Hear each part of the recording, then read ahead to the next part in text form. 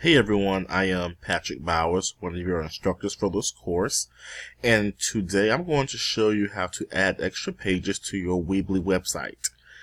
Once you have designed your Weebly from the previous module, you want to click on the tab that says Pages. And right here, once you're inside Pages, you will get your current pages that are displayed on your screen.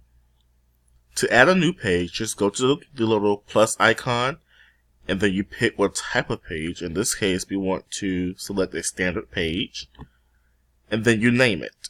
And the name for this one will be Module 1 Test.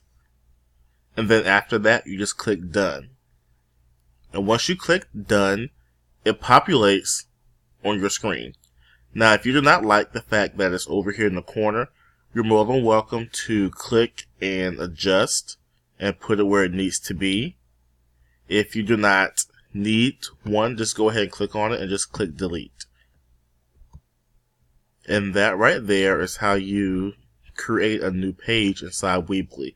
In your second assignment, you're going to do some topics in your Weebly.